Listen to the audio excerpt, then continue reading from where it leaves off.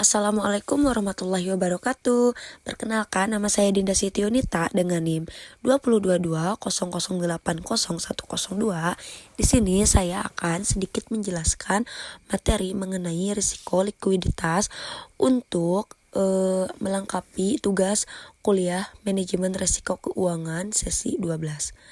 Apa sih risiko likuiditas? Risiko likuiditas adalah bahaya yang dihadapi perusahaan atau lembaga keuangan dalam memenuhi kewajiban keuangannya tepat waktu. Pemahaman tentang risiko likuiditas sangat penting bagi kestabilan dan kelangsungan bisnis. Sumber risiko likuiditas yang pertama ada faktor internal.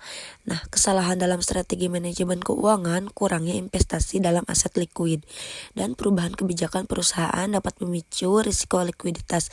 Sedangkan faktor eksternal yaitu krisis ekonomi, perubahan kebijakan pemerintah, bencana alam, dan fluktuasi pasar keuangan dapat mempengaruhi likuiditas.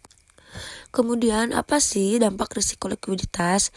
Nah, dampak risiko likuiditas adanya kehilangan kepercayaan. Kegagalan dalam memenuhi kewajiban keuangan dapat merusak reputasi dan kepercayaan investor dan pelanggan. Kemudian adanya kerugian finansial, pembayaran denda, kerugian investasi, dan biaya pembiayaan yang tinggi dapat timbul dari risiko likuiditas. Terakhir, adanya kegagalan bisnis. Dalam kasus yang parah, risiko likuiditas dapat menyebabkan kepailitan dan penutupan bisnis.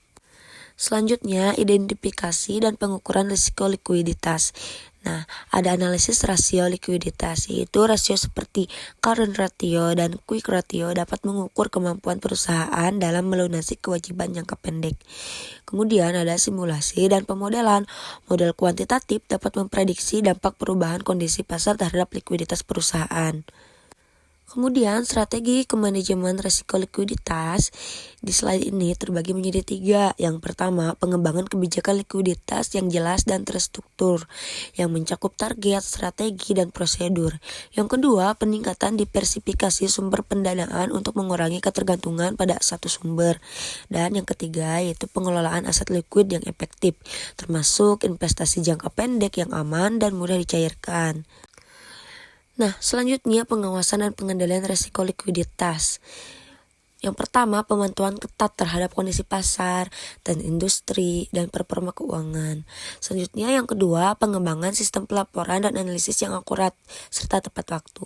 Dan yang ketiga, peninjauan periodik terhadap kebijakan dan prosedur manajemen likuiditas. Selanjutnya, kita akan membahas tadi kasus manajemen risiko likuiditas yang ada di Indonesia.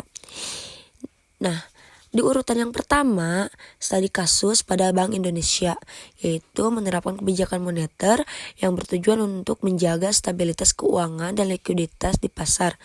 Kemudian dalam urutan yang kedua ada Bank Umum, memperkuat manajemen likuiditas dengan meningkatkan rasio kecukupan likuiditas. Dan yang terakhir, studi kasus pada perusahaan dan keuangan, itu memperhatikan risiko likuiditas dalam pengambilan keputusan bisnis seperti investasi dan pendanaan. Jadi kesimpulannya teman-teman, manajemen risiko likuiditas adalah aspek penting dalam menjaga keberlanjutan bisnis. Dengan memahami sumber, dampak, dan strategi pengelolaan risiko likuiditas, perusahaan dan lembaga keuangan dapat meminimalkan risiko dan mencapai stabilitas keuangan. Nah, sekian mungkin materi yang dapat saya sampaikan. Semoga menjadi bahan untuk pembelajaran kita ke depannya.